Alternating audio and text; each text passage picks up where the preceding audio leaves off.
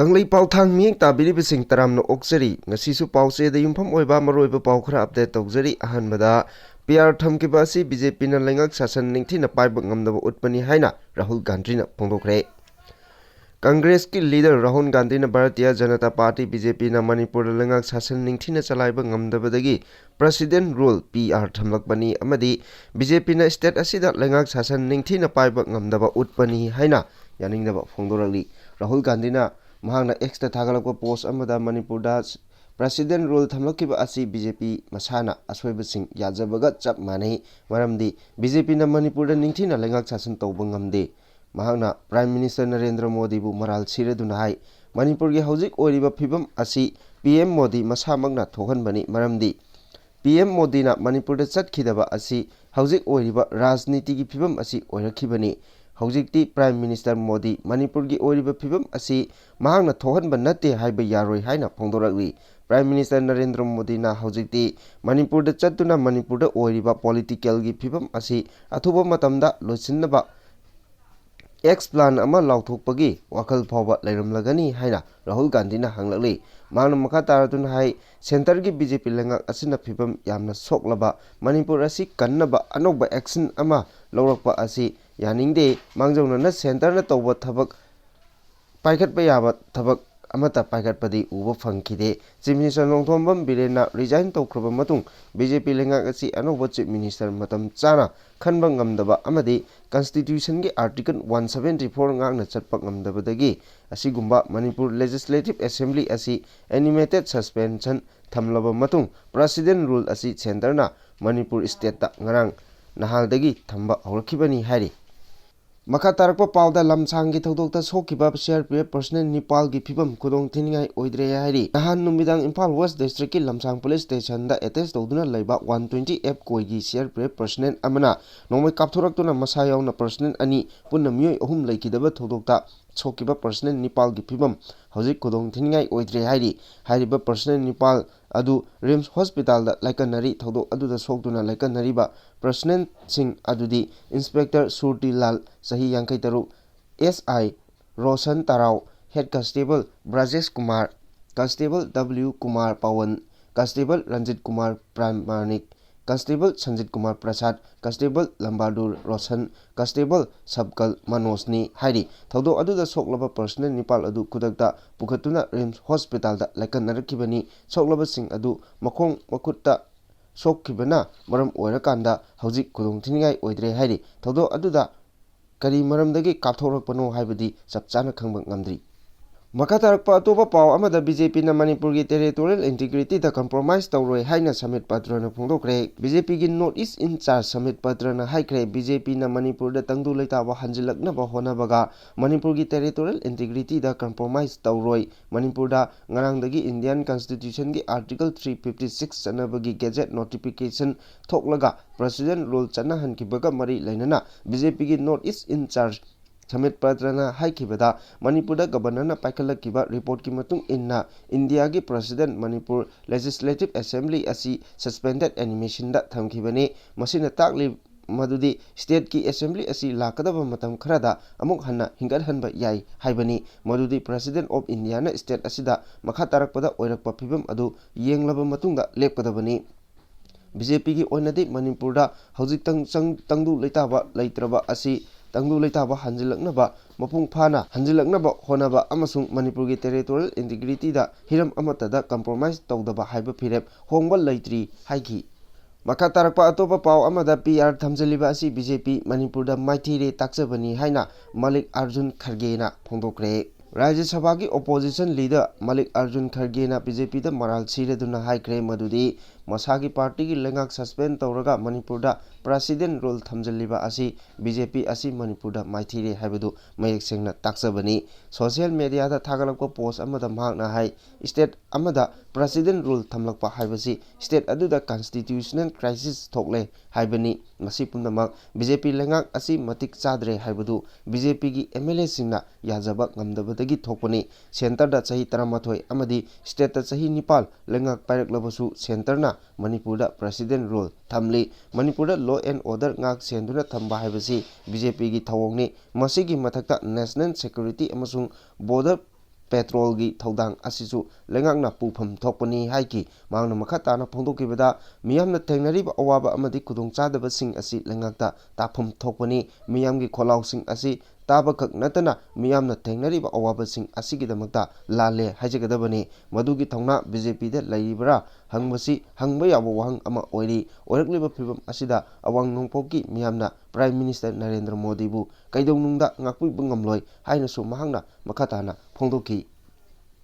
Makatarakpa atopa pau amada tongan mafamsingdagi KCP manga fare hari lona thengkraba lalulup KCP noyongi active member ani Manipur Police ki Imphal West ki Thangaiban amasung Kaisampatagi phagatpa ngamkhrai hari Police tagi phangba pau amana makhatana hai pharaba mi ani adudi Kangjam Pratap Elias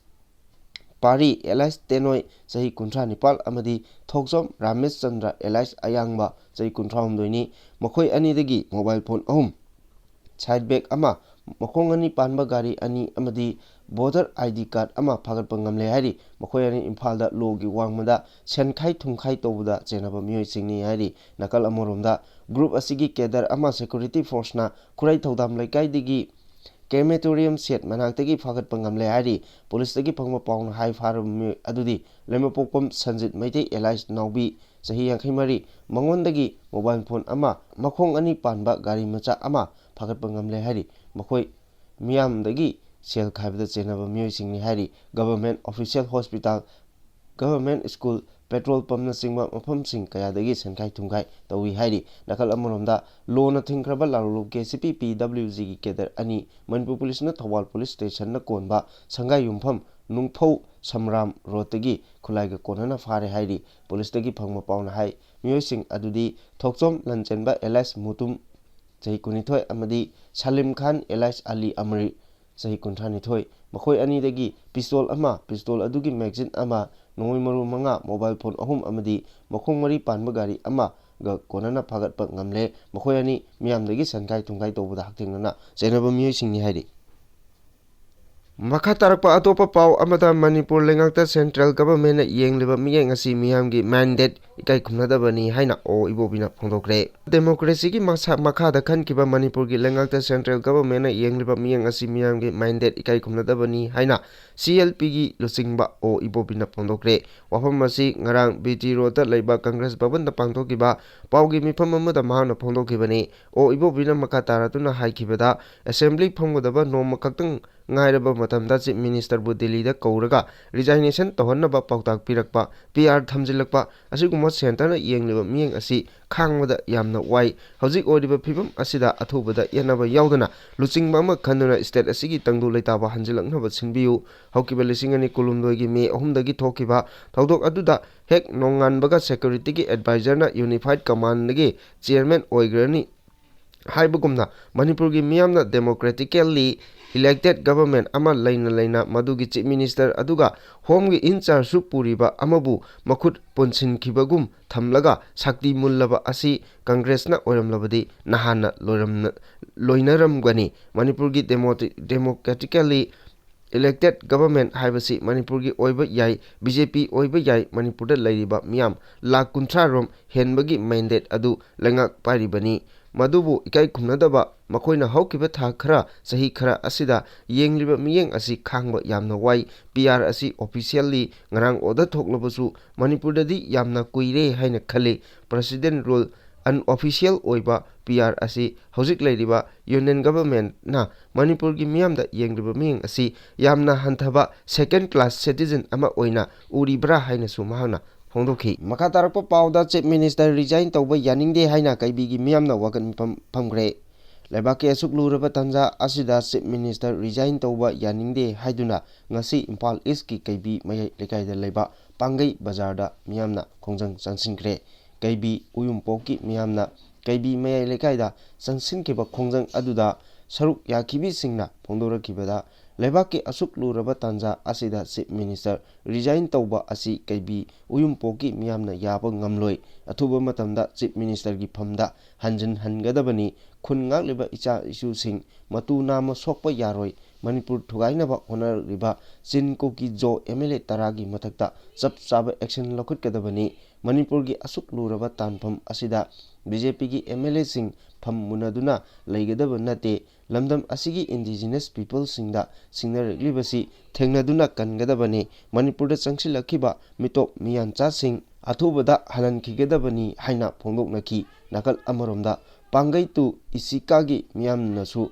Chief Minister resign toba yaroi haina ngasi pangai bazar da khongjang sing changsin naki khongjang aduda Manipur gi CM resign toba yaningde resign tobigano Chief Minister pham hanjilhangadabani Manipur da mache tana thugaina ba honariba Chin Kogi Jo MLA taragi matakta chap chaba action lokotpa ngamdaba speaker pham thadokadabani Manipur gi lemaidagi popi maru phangna muthatkadabani haina khongjang sing aduda saruk yakibi singna phongdokhi khongjang aduda Chief Minister resign toba yaningde Stop Poppy Plantation in Manipur, Save Indigenous People of Manipur haina thaba banner sing paiki hari. Maka tarakpa pauda Nongmei pairaga football sanakibagi video viral chalanmada chenaba manga fare hari. Kangpokpi district ki G Sapar Maina police station na konba Saitu subdivision ki ke ngangon phai ground da chathakiba football match amada football uniform setlaga afoba makhal ki khulai kaya marum paiba mioi kharaga